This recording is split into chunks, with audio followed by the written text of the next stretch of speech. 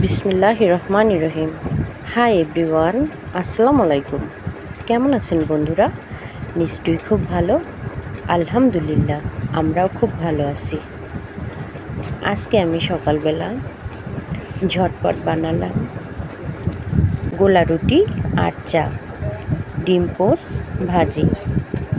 যেহেতু বরিশালের উদ্দেশ্যে বেড়াতে যাব, রওনা হলাম, তাই ঝটপট নাস্তার জন্য এটাই আমার কাছে ঠিক মনে হলো। তো বাবাকে আমি অফ ক্যামেরায় গোলা রুটির সাথে ভাজি, ডিম পোস সব দিয়েছি। নাস্তা শেষ করলো অফ ক্যামেরায়। আমি ভাবলাম আপনাদের সাথে একটু শেয়ার করি। আজকে আমার একটু খেতে ইচ্ছে করলো না, তাই আমি চা আর গোলা রুটিটা খেয়ে নিলাম।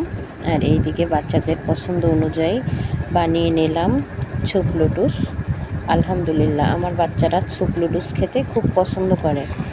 সাথে যদি লেবুর রস থাকে তাহলে তো ওদের পছন্দটা দ্বিগুণ হয়ে যায়। তাই ওরাও নাস্তা শেষ করলো সুপ লুডুস দিয়ে।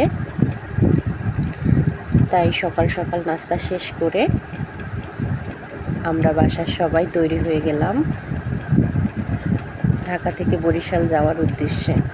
যেহেতু বাচ্চার স্কুল এক সপ্তাহ বন্ধ দিল, পরীক্ষা শেষ, তাই ভাবলাম এক সপ্তাহের জন্য ঘুরে আসি বরিশাল থেকে। বরিশাল বাবার বাড়ি, শ্বশুর বাড়ি দুটা একই জায়গায়, তাই এক বাড়ি থেকে তো অন্য বাড়ি যাওয়া হবে, আসা যাওয়া হতেই থাকবে। আর এজন্য আমরা সপরিবারে যাচ্ছি বরিশালে। আমাদের জন্য সবাই দোয়া করবেন। আর যেতে যেতে তো কথা হবেই ইনশাল্লাহ। গাড়িতে উঠলাম, গাড়ি ছাড়লো। ঢাকার ব্যস্ততা শহর কাটিয়ে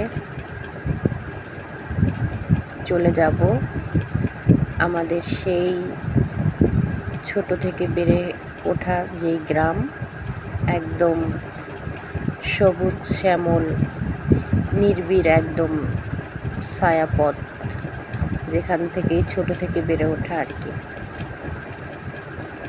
তাই যখনই ঢাকা থেকে গ্রামে যাই, মনটা সত্যি খুব আনন্দে ভরপুর হয়ে ওঠে।